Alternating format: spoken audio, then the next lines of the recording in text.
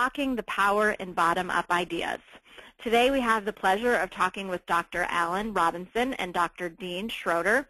And I thought that as we got started, I would invite you to try out your question panel. Throughout the presentation, we're going to be open to hearing your questions, and we are looking forward to hearing from you. And we're going to take all the questions at the end of the presentation today. But for now, if you can tell me where you are.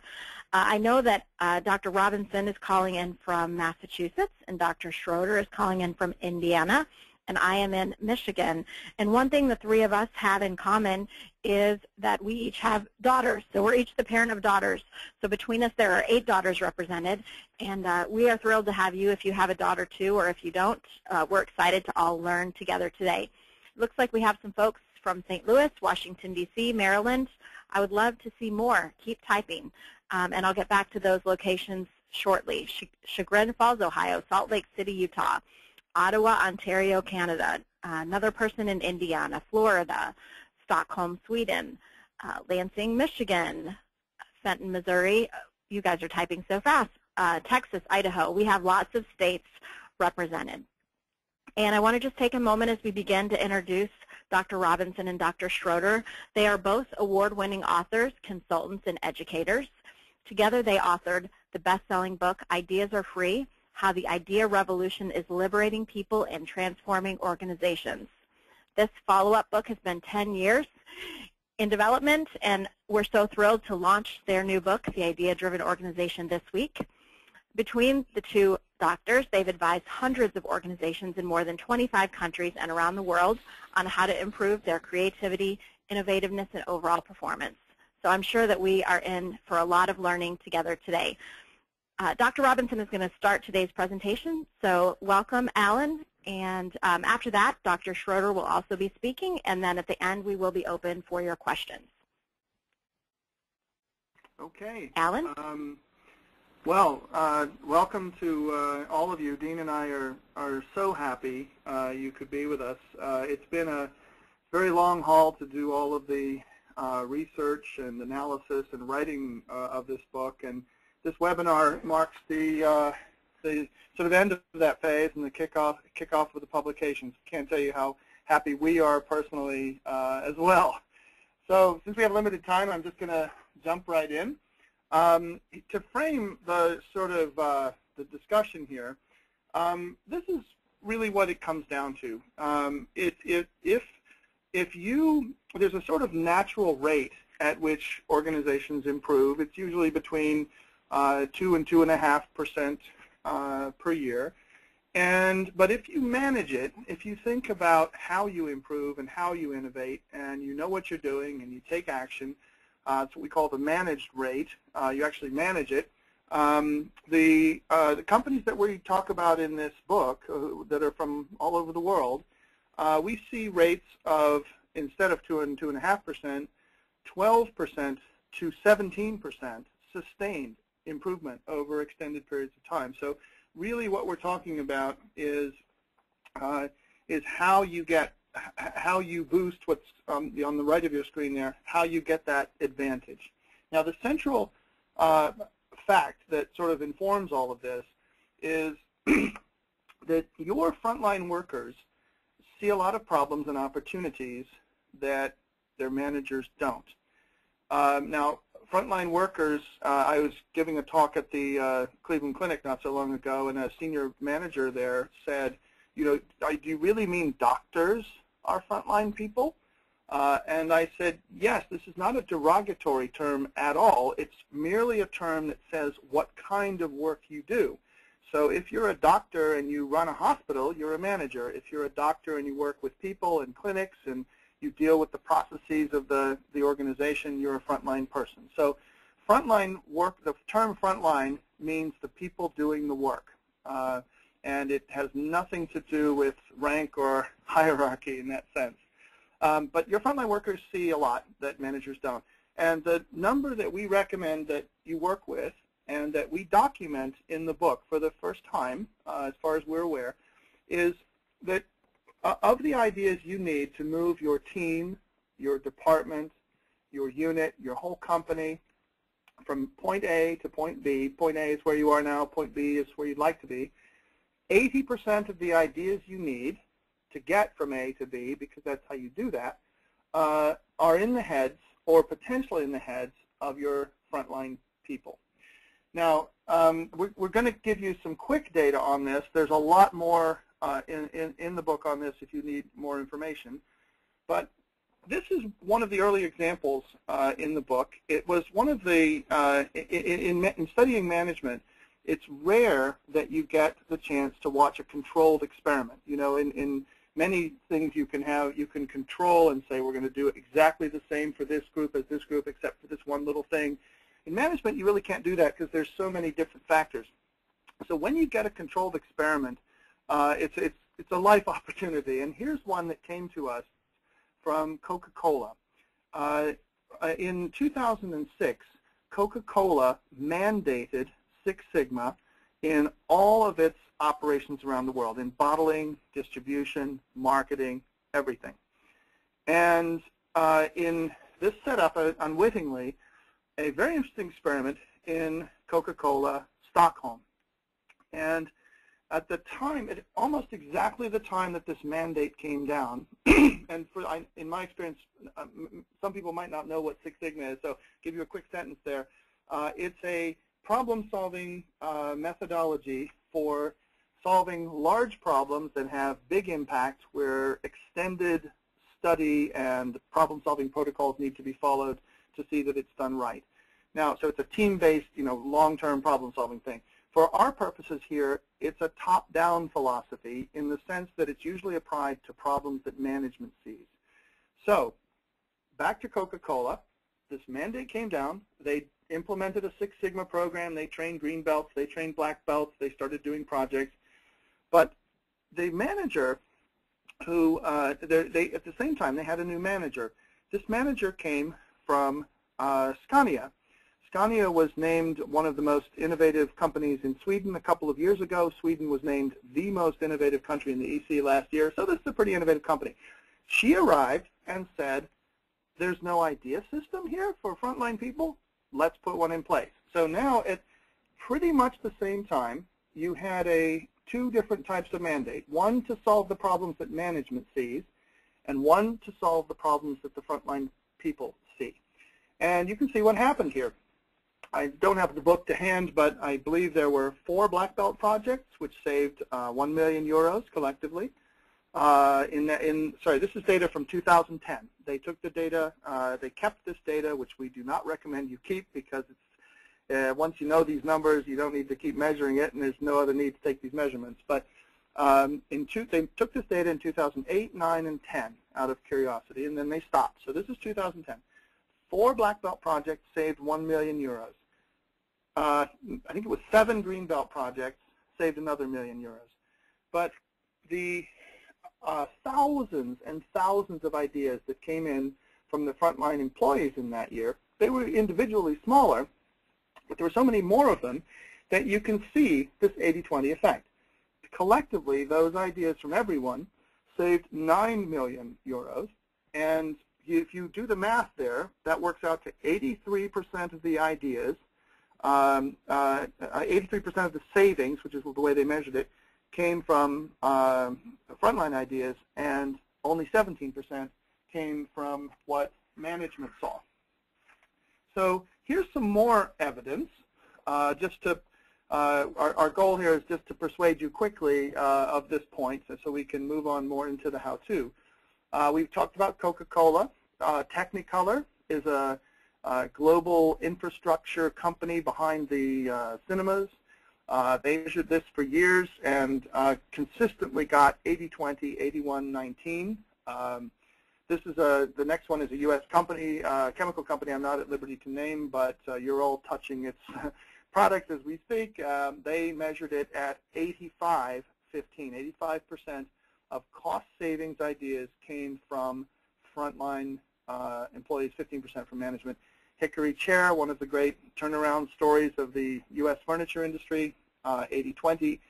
Dana is a large conglomerate that does everything from financial services to car parts. They measured it at 80-20. ThedaCare is a healthcare organization in Wisconsin, which I'll mention again briefly later. And they measured it at 80% of the cost savings ideas came from frontline people, 20% from management. NAVSEA is the research arm of the United States Navy. They have, again, I think it's 15 or 16 labs of several thousand people each, and they do all of the technical work of outfitting the ships and making sure all the engineering systems work and the radar systems, communication systems work. They measured the effect at 8317. The bottom two entries there, PricewaterhouseCoopers, that was a study of innovation. I believe it was the 120 biggest innovations in a 10-year period, and I believe that was from 1994 to 2004, although I would have to check, but that was the essence of that study. Japan Management Study Association study was the first large study of innovation that was ever done. They looked at hundreds of innovations across Japanese companies, and 70% of them originated on the front lines. So there's more. If you desire more data, there's more in the book, but that's a quick snapshot to try to articulate this point. And it's that 80% of the, well, I'll read it here. If you have an effective idea system, 80% of your overall performance improvement will come from frontline ideas. Only 20% will come from management-driven initiatives. And of course, the way we manage our organizations, you'd think that was the other way around. I'm referring to command and control, top-down type of approach. So the corollary of that is that if you're not set up to tap these ideas at the bottom of the organization, to really, move them through, a lot of them, I'll give you an example of what I mean by that in just a second, then you're using at best only 20% of your available improvement horsepower. And in, today's world where probably the only certain thing is uncertainty, it seems to me one of the best sources of security for organizations in government, not-for-profit, and for-profit is the ability to improve. That's your strength. That's what you can move into the future with. So we believe this is a big concept, that if you're not doing this, you're really seriously undermining your potential and your possible future. So here are some examples of just a handful of the companies. Some of these are actually from Ideas Are Free, but if you haven't seen world-class performance in this, it can be surprising the first time. Boardroom put its system in place at the suggestion of Peter Drucker, who was a closet fan of these, and they get 2 ideas per person per week on average. Wainwright Industries was one of the early Baldrige winners. Look at those numbers, 87 ideas per person, of which 90% are implemented. I don't know that we're going to be able to go into how the processes work in detail today, but I'll tell you right now, if your implementation rate falls too far below 90%, you as managers are doing something wrong. It's not your people's fault. Gulfstream won the Shingo Award. I think it was a Shingo Prize for the leanest company in North America. I think it was either last year, 2013, or 2012. My best guess is last year. Brazilata, and look at that, 33 implemented ideas, unless otherwise stated, these are implemented ideas. Brazilata, routinely in the top 5 most innovative companies in Brazil, and 2 years ago was the most innovative company in Brazil. Just as much competition in that country as there is in this country for most innovative. It's quite an accomplishment. You have some very good high-tech companies, some great energy services companies. You have companies like Embraer, which makes airliners, which also has a good idea system that Dean and I looked at a few years ago. I think they're at 10 or 11 ideas per person per year. And Natura, the Amazonian cosmetics company, forest cosmetics company, that's one of the showcase success stories in Brazil. There's a lot of competition. Look at this. Brazilata got 185 ideas per person last year and implemented 92% of them. Clarion Hotels won the award, I think it was 2 years ago, for the best idea system in Sweden. Dean will be showing you some examples of those in just a few minutes, of those actual ideas, 67 implemented ideas per person. Autoliv, this is actually, although it's another Swedish company, the best idea systems, as far as we know, in their system are in the United States. So this is actually out in Ogden, Utah, and surrounding areas. 123 ideas per person per year. Millikan, again, a long-standing force in idea systems. We found a lot of alumni of Millikan in companies. In idea-driven companies, people would say, oh, the reason I did this is I used to work at Millikan, or I had a friend at Millikan. So Millikan has had an enormous influence on the practice of idea systems in the United States. A few years ago, 2 years ago, Toyota got a lot of press. It was negative press because some reporter found out or heard that the company had implemented 100 ideas per person. I'm sorry, had gotten 100 ideas, and I made a mistake on the slide, and implemented 99% of them. And the journalists did not believe this. There was some kerfuffle, and although Toyota didn't present this for public consumption, I've known this company and worked in there before, and Dean and I know this very well. We can't corroborate that actual figure from 2 years ago, but it's absolutely in line with what we routinely see there. So I had no trouble with that. Just for reference, the best implementation of an idea system in the healthcare space, we find that right now a lot of hospitals, a lot of organizations in healthcare are turning to these systems. The most advanced is ThedaCare, which has been doing this for a few years, and they're at 8 ideas per person. And basically there's lots of different ways that organizations get involved with these and jump into them, so to speak, but very often it's when there's a gap between, let's take healthcare for example, where there's a huge gap between the demand for the services and how the healthcare system can sustainably meet those demands. And another place where there's a lot of interest in these idea systems right now that Dean and I are feeling is in government, where the citizens are demanding more services. Their expectations are very high for what government can do for them, yet at the same time government doesn't have enough resources to sustainably provide those services. So when you get into this gap between where we are and where we need to be, and it's substantial enough, people start to get out of their boxes and say, well, what other resources are there we can make use of? And so we're seeing that now in healthcare and government, so that's why we put ThedaCare there. One final thing, I was talking to a reporter just yesterday, actually, who asked me, how does this relate to Lean? Because I often see that organizations that do Lean, they try to go after ideas from their employees. And so I quoted this to him, this slide. This is Toyota's current definition of Lean. And let's just read it, and then I'll talk about it briefly. It's, you are doing Lean when your employees are problem solving and generating and implementing ideas that further the organization's strategic goals. That's extremely important to how you link the ideas that are coming bottom up into your strategic goals. We have almost half a chapter on that piece. If you don't do that, then the ideas that bubble up that need management support and attention, if they're not in line with the strategic goals, generally management doesn't pay too much attention to them. So there's lots of reasons for this alignment, and there's some tricks and tactics and concepts that you need to know to make that happen.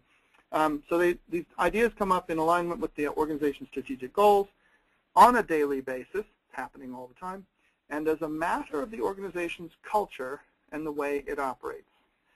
And I am often asked by people in government and education just a few days ago, and then they say, how can we do Lean here? Lean's about making cars. And I point out that if you look at this definition, there's nothing about making cars in that. There's nothing about manufacturing.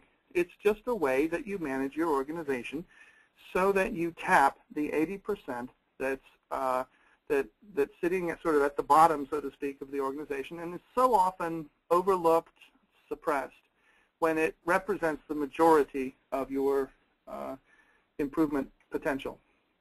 So I'm going to turn it over to Dean now, who is going to talk to you about how you create such organizations.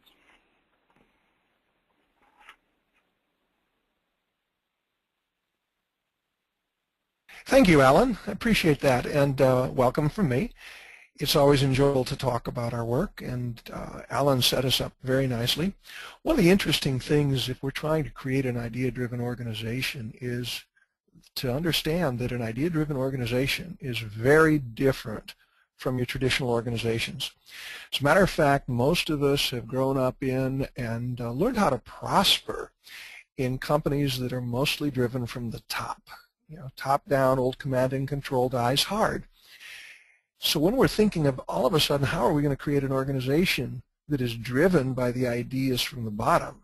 It is directed from on top, because they're the folks that see the big picture. They're the ones responsible for determining where the organization is going. But the interesting thing is people at the bottom are the ones that every day see things that managers can't, see opportunities to improve. And so how do you create an organization driven that way? The answer is there's a lot to know about this.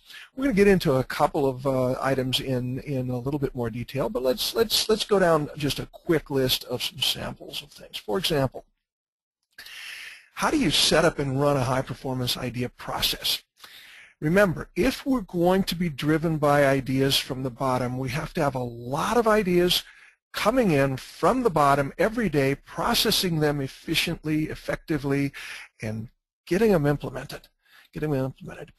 Part of the trick here is if we're going to do that, management actually can't be too involved in making decisions. Decisions need to be made right at the front line. What this leads to is a different kind of leader. We're going to get a little bit into leadership in a little more depth here. But you think of what type of leader is open to those ideas, and we're going to look at some of the characteristics and also some of the challenges organizations face, because not all leaders are. Also, how do you make ideas part of everyone's job? We're going to touch on that a little bit more. And also, how to focus ideas on strategic goals. Alan just mentioned this a minute ago, and how important this is. For example, not long ago we ran into a CEO that knew ideas were important, but really was frustrated with the ideas he was getting in his organization.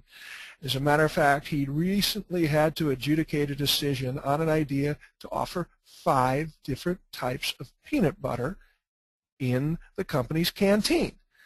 Well, I don't know about you, but I didn't even know 5 existed. I knew there was chunky and plain and maybe organic and organic chunky. But what's the last one mixed with jelly or something? But the important thing is that the ideas that come in are aligned with the strategic goals. And there's a lot of tricks to rolling those goals down to the front line so that they're interpretable and actionable at that level, so they're meaningful at that level. This is all part of how you realign an organization for ideas. If you think about it, how difficult is it to get the funds needed just to implement a small idea on the front line? Unless that's very easy to do, very easy for the people on the front line to do, all of a sudden you're creating barriers to putting in those ideas. Most of the ideas, as we'll talk about in a minute, are going to be small. And that's important because it's those small ideas that really help you get traction and get moving in becoming idea-driven. Also, after the original burst of problems that an organization has, every organization has problems. People see it, but they haven't had a chance to voice them. Interestingly, we've got just an example that is in the news today. Look at what's happening at GM.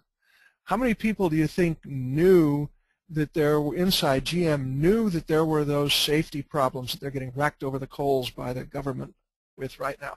I'll bet a lot of people did, but the point was they weren't being heard. Their ideas weren't being sought out. That's a little more radical of an issue there, and it's important for their reputation and safety. But most people see a lot of opportunities to improve, a lot of problems to solve at the bottom of the organization. When we first open up an idea system, they come rushing in. then they kind of peter off. So what we have to do is help people come up with more and better ideas. And one of the most interesting things that I'm going to touch on in a while is how to use frontline ideas to support innovation. That's fascinating. Just to get us started here, let's look at some ideas that came into the Clarion. This happens to be a very short list that came from 1 month, happened to have been October a number of years ago, from the bar, just to give you an idea of what frontline ideas look like.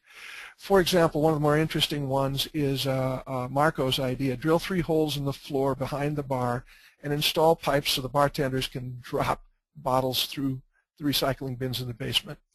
You know, I sort of scratched my head at that the first time I heard that, until we realized that one of the bartenders was spending 10 minutes every hour taking the empties, walking across the hotel with them, down the elevator, back underneath the bar, sorting them into bins for recycling.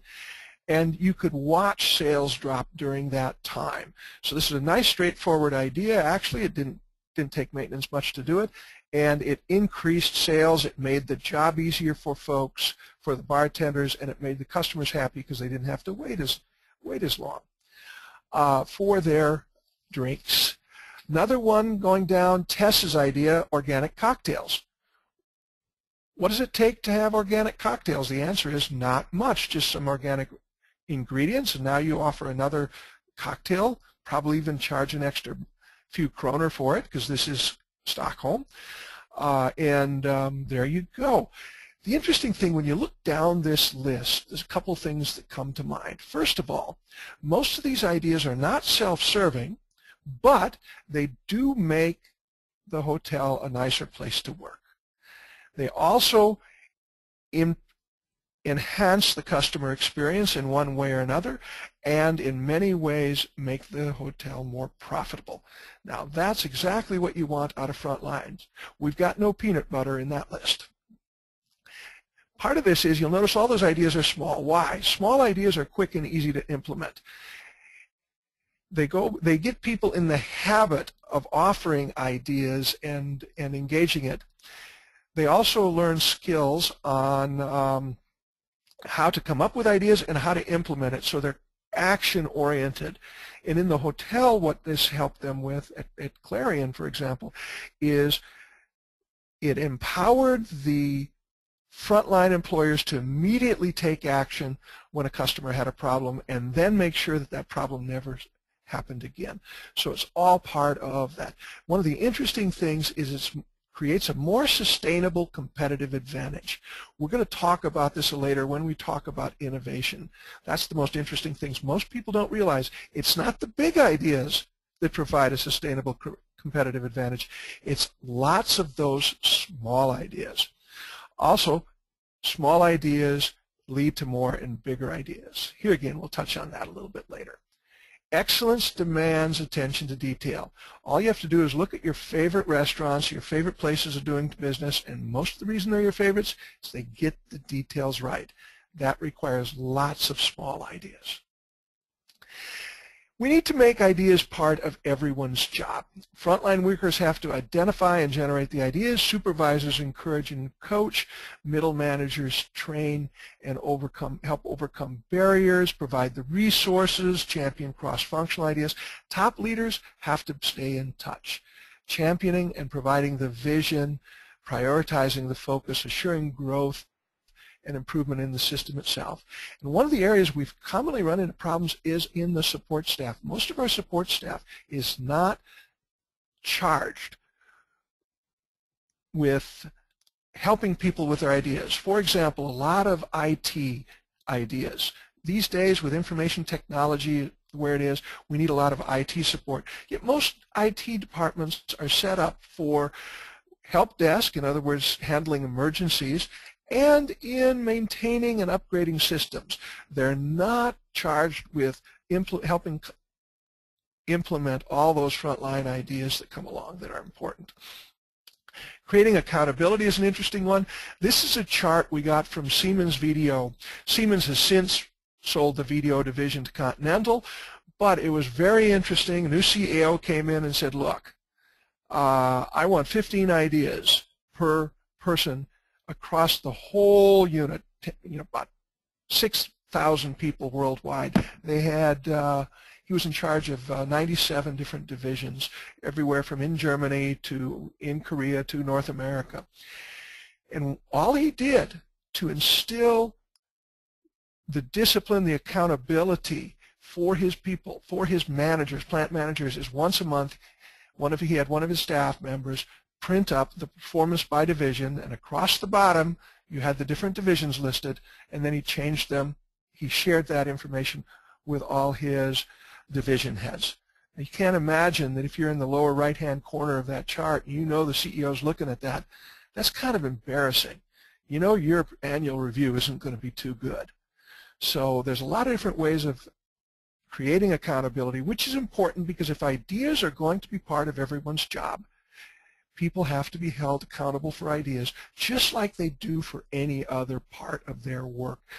And so it just integrates into their annual evaluations or various other points of accountability. Third, this is an interesting one that we ran into, is it takes a different kind of leadership. One thing we found is some work by Fred Luthans out of the University of Nebraska was kind of interesting. He studied the difference between successful and effective leaders. Successful leaders were those that got promoted fast, worked their way up the organization. Effective leaders were those that actually got things done. Guess what? They weren't the same. How they spent their time was in completely opposite areas. Successful leaders spent a disproportionate amount of their time managing up, politicking, dealing with their bosses, managing up, whereas the effective leaders were spending more of their time working with their people to improve their skills, to improve their unit. Not surprising. So this creates one of the problems we have, one of the conundrums, is the managers that tend to get promoted are not necessarily the ones that are accustomed to listening to their people. So we have to find ways to deal with this. There's another element in this that we're finding. Idea-driven leaders tend to be very humble people. You've got to be humble to listen to your frontline people, to, first of all, to believe that they have those ideas. One of the problems we run into with leaders is as they move their way up the organization, a lot of people start deferring to their judgment. They don't start challenging them as much.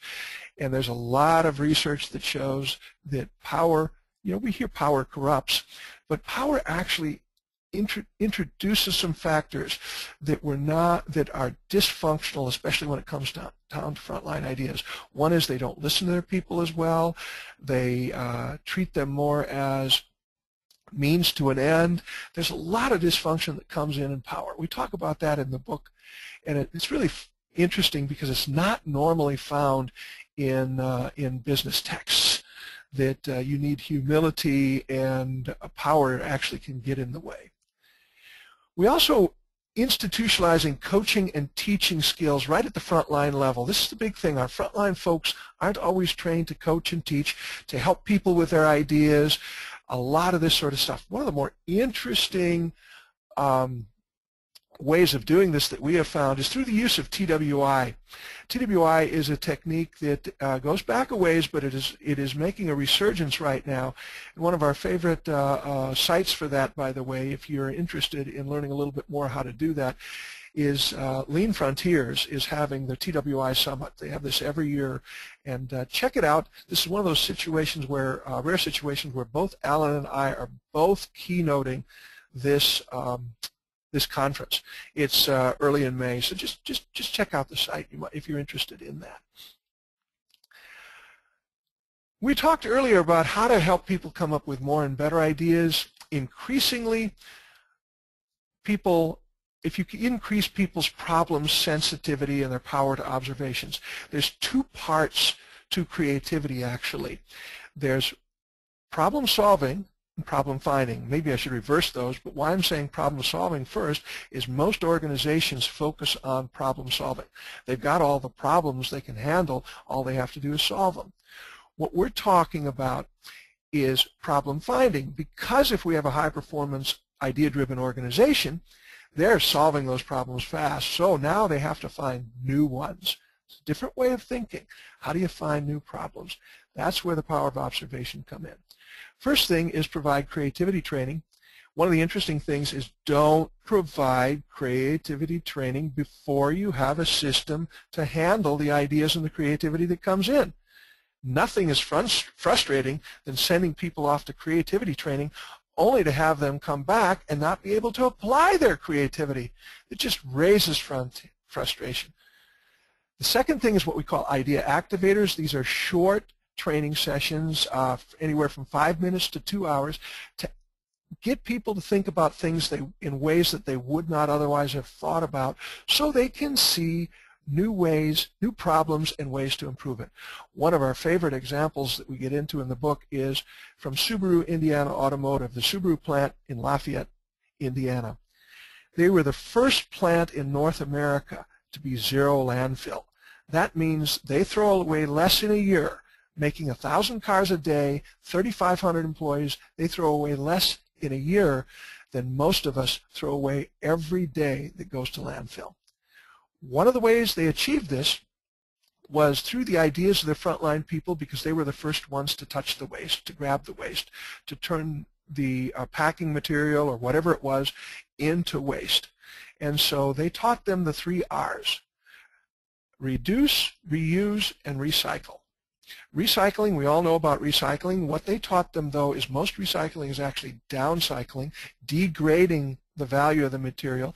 They gave them training on how to maintain that so the recycled material had higher value. But better than recycling is reusing it. It's got less environmental impact, and it also has more positive financial impact. And better yet is reducing your use. So they taught their folks how to dumpster dive, dump over their dumpsters, go through it, figure out how to recycle, reuse, or reduce all of that waste. That's an example of idea activators. They're not difficult, but they can open new ideas.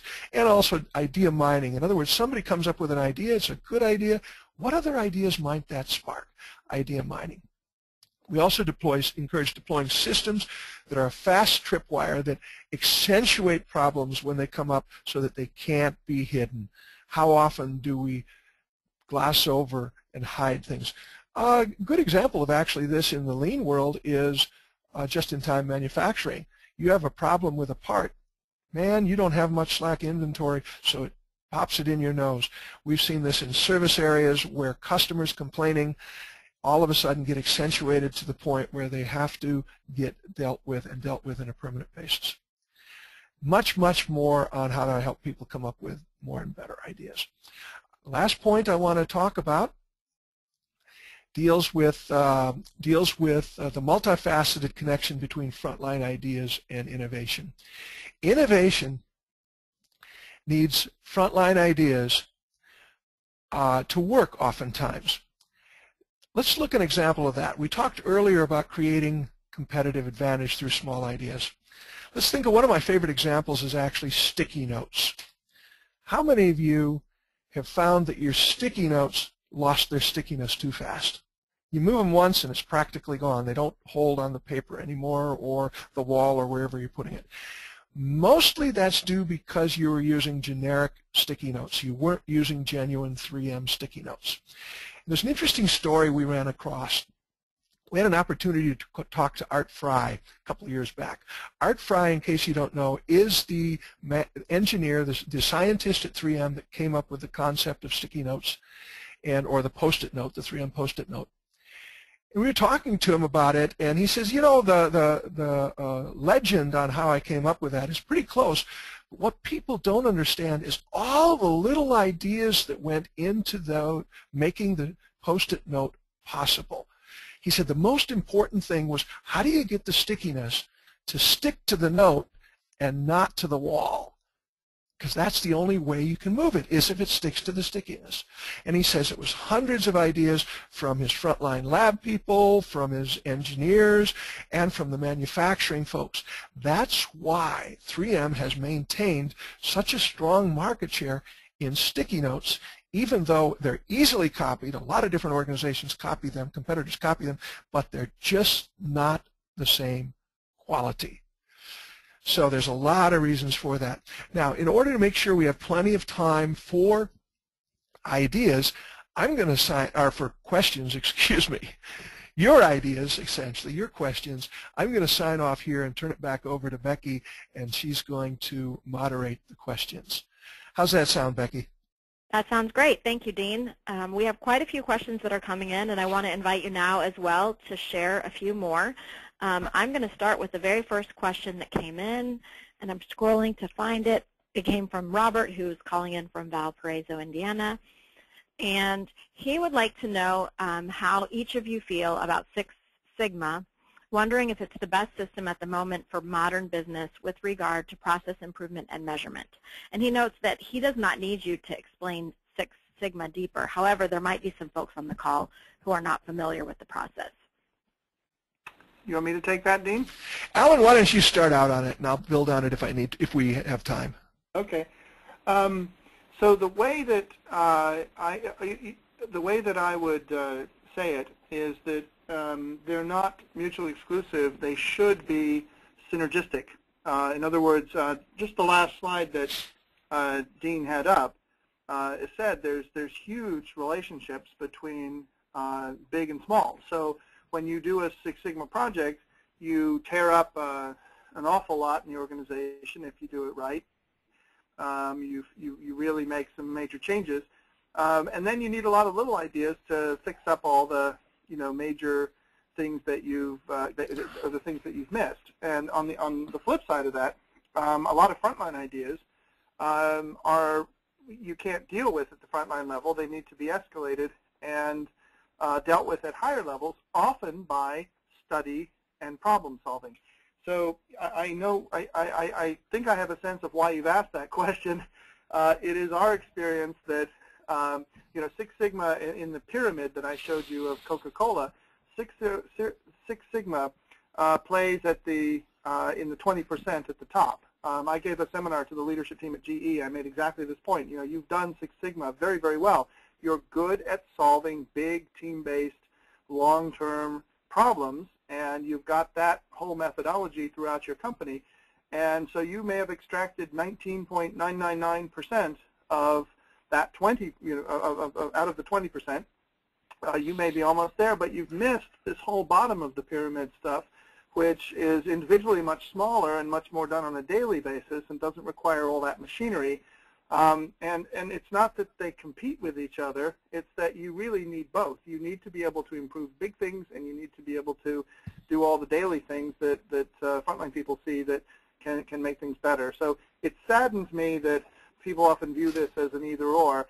The truth is that you actually need multiple systems for problems in any organization. You have the smaller problems, daily problems, you have big problems, you have the kinds of problems where you need the right people in the room, just have a meeting. So actually you need what we call in our book the theory of ideas. You need to say, here's how each of these systems turns on each of these types of problems. So that would be my answer. Just building on that quickly for you, Robert, what we're talking about here is not a single best solution or a single best method, but you need a whole package of methods. That's what Alan talked about in terms of the theory of ideas.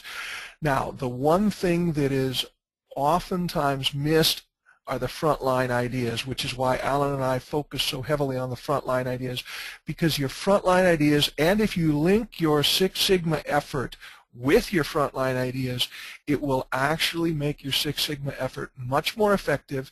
It'll focus on the more important problems, because those are the ones that the frontline folks are suffering with as well. And we've actually run into organizations that have linked their Six Sigma with frontline ideas and found that 80% of the improvement they get from their Six Sigma effort actually comes from those frontline driven initiatives. Now, where have we heard 80-20 before? From you. Next question, Becky. Yes. All right. So this is a practical question coming from Corey. Beyond spreadsheets, are there recommended software solutions that can systematically document and track ideas and innovation in an organization? That's a great question. In fact, I'm working with a very large hospital chain, and that was their first question. They said, we have all these ideas. How do we track them? We need better software. And my response after spending a few days looking through their systems is usually what turns out to be is that, yes, there is commercial software available, but the best solution that we've seen, the best idea systems, usually write their own, or else hire somebody to specifically write software for them, because every organization is different. They all work differently. They're organized differently. Some have roving. In the U.S. Navy, for example, they had people out on ships and people in meeting rooms, and they all had to exchange ideas, and other organizations didn't have those constraints. So every idea system is different, and every tracking piece of software you have to track those ideas is different. So what we often say is launch your idea system during the pilot, which is phase, which is usually 3 or 4 idea teams, just so everybody gets a sense of how it works. Track the ideas just with an Excel spreadsheet and learn what information management wants to drive the system, learn what information you need to drive the system, what information the users need, and then write or generate your own system. And it's not very complicated to do. We worked with an insurance company just down the road here that once they had their specifications outlined, it was one programmer for 3 weeks who just put together a really nice package that did exactly what the company wanted. But you're dealing with how ideas move. So canned software, in our experience, isn't at that level yet. One of the big challenges we face, Corey, is falling in love with the technology. The important thing is it's not the technology, it's not the software that's important, it's following through at that front line level quickly, easily, and in a streamlined fashion. And that's why Alan's talking about learn to develop your own if needed, because that gives you guys the power, and we're not stuck with some centralized system that may or may not work for us. Thanks, Dean. We have lots of questions pouring in, so I'm going to keep moving. This next one comes from Les, and he is wondering, how do you feel about incentive systems to foster idea generation, and what type of incentive systems work best? You want to go, Dean? All right. Generally, the interesting thing is try to stay away from incentivizing people for specific ideas. That can be a disaster for a lot of reasons. So, for example, you don't want to say, we'll give people 10% of the value of their idea.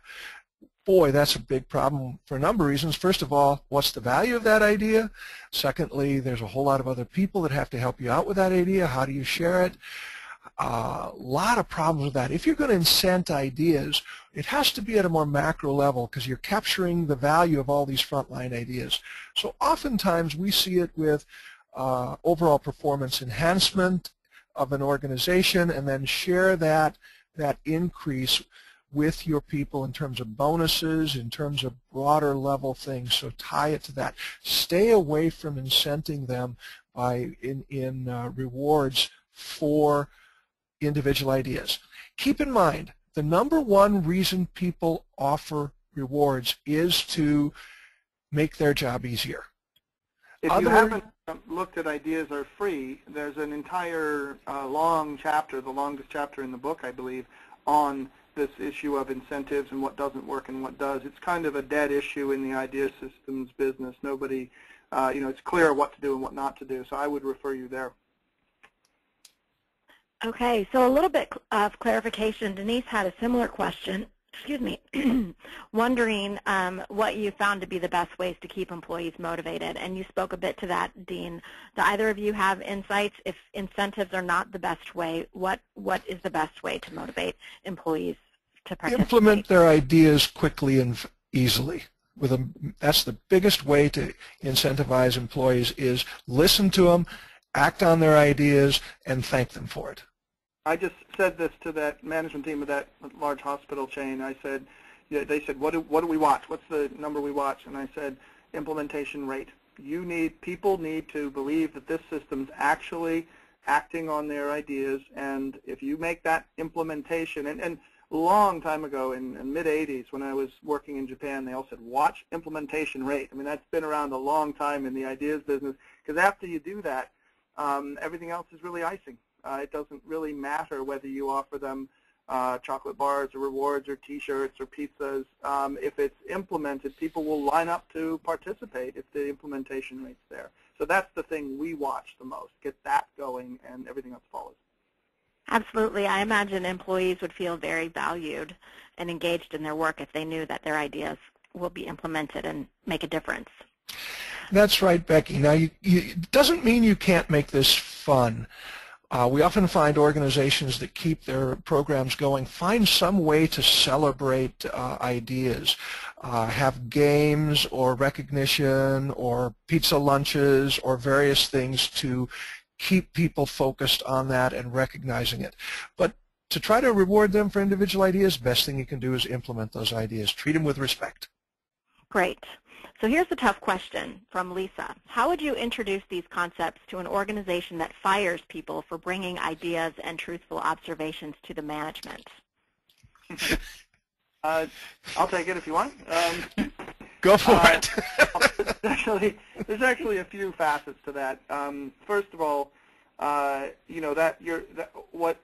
you've identified a leadership issue. So the way we would introduce it, and now the issue is getting the top management to realize that it's them that's the problem. But we've been in this situation countless times. Is you have to go into them and say, you start with the top, and you say, or you start with as high as you can get, and then they take you to the top.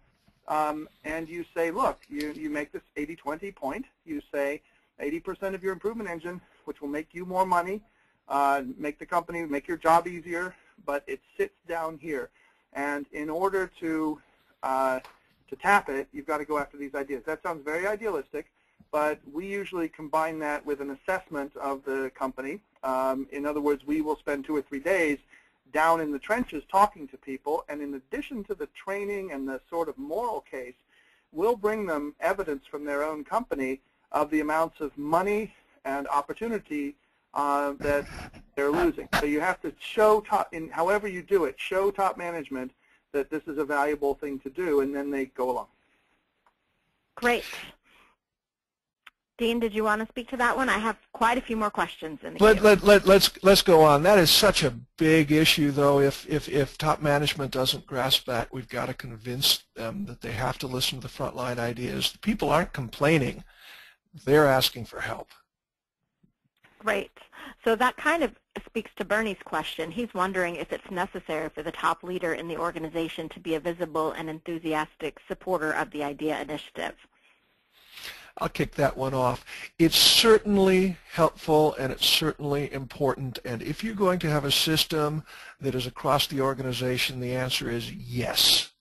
However, that doesn't mean you can't start out with various what we sometimes call guerrilla actions. If you're responsible for your area, you can certainly start setting up a system, or you can set up a system to handle the ideas of your people in your area, so it can start down at the team level.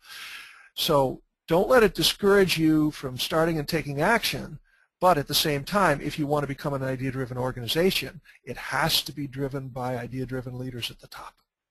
But the piece of the organization that you control, all that happens when, we work with lots of organizations where one unit manager, even one department manager is doing this, and all that happens is they run a very high-performing unit, and the rest of the company doesn't really understand what's going on there.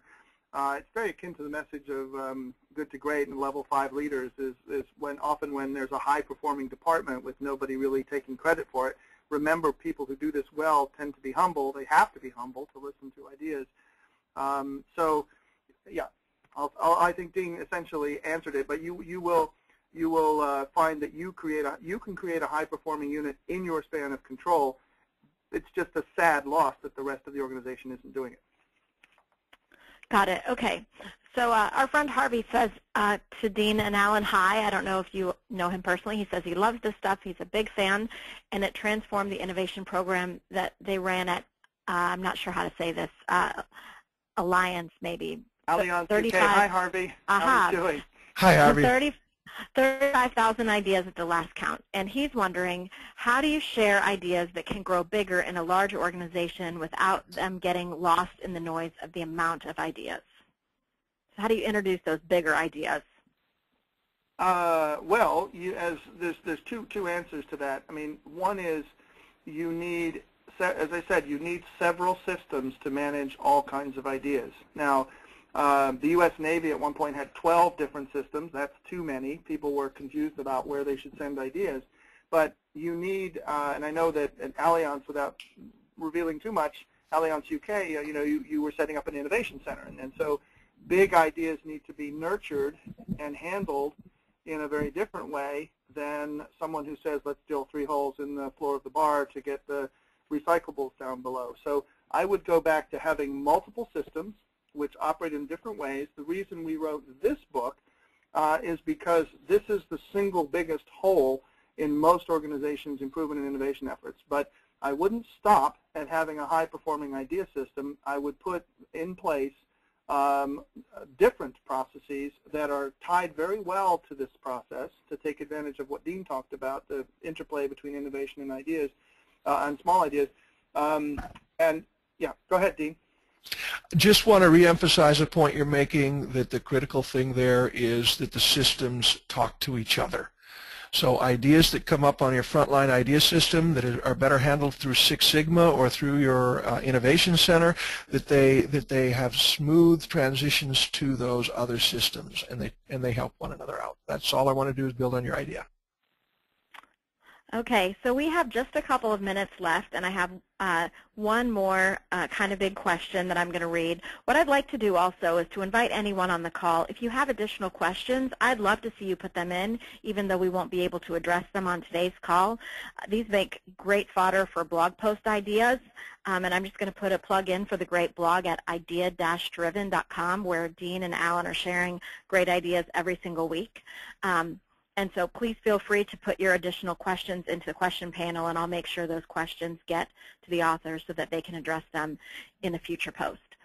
So this last question that we're going to address comes from Merla, and she says, as an individual contributor in a large company, she knows her immediate department values frontline ideas, but they are bubbled up only to their supervisors, managers, and directors and vetted for implementation.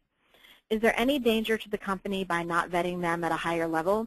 And she's thinking of the theory of constraints warning to avoid optimizing one area at the risk of the whole company. One of the things we actually get into in Idea-Driven is the importance of horizontal integration. So that's what we're talking about here in terms of optimizing one versus another. You need to have a horizontally integrated organization. The critical thing here is not that they're not bubbled up at a higher level, but that they're answered and directed at the appropriate level. If those ideas are local in their impact, you want to keep the decision and implementation local. If they're more cross-functional, you want to make sure to have the necessary people involved there also. So the critical question is not an absolute, but it depends upon the nature of the question. And the answer is you need to be able to do both. You need all the decisions made at the right level and vetted at the right level. As you were reading the question, Becky, I wrote down exactly the same thing. This is essentially chapters 3 and 4 of our book, is the point that you raised. It's a very big question. These idea-driven organizations have sorted that out, and there are some principles involved. I immediately thought of horizontal alignment as well. I also thought of your escalation processes. And of course, the local optimization is if you only take them up one level, again, you lose out on things like replication, where we have some examples in the book of ideas that have been duplicated hundreds of times around organizations, because an idea that occurs in one place, maybe this is another type of idea that you need to escalate higher up than your supervisors, might be usable in hundreds of other places. So you need a process to get them around. Jack Welch used to say that he spent half of his time as CEO of General Electric, which did not have a replication system at the time. But he spent half of his time moving ideas from A to B. So it's a huge loss when you stop them at the supervisor level on multiple places. But I was waiting for, when Dean started, and I said, that's exactly what I wrote as a starting point, this horizontal alignment piece. And there's a lot of tips and tactics that you don't have to reinvent the wheel here. There's a lot of things that other companies have already done before you. Fantastic. So thank you so much for choosing to spend this hour with us. For more information, you can check out the joint website of Drs. Robinson and Schroeder at idea-driven.com. You can find their 2 books co-authored on Amazon, The Idea-Driven Organization, available this week on online retailers everywhere. Ideas are free as well. Both titles available almost everywhere. And you can also connect with Dr. Robinson and Dr. Schroeder on Twitter and Facebook. And thank you again for being with us today.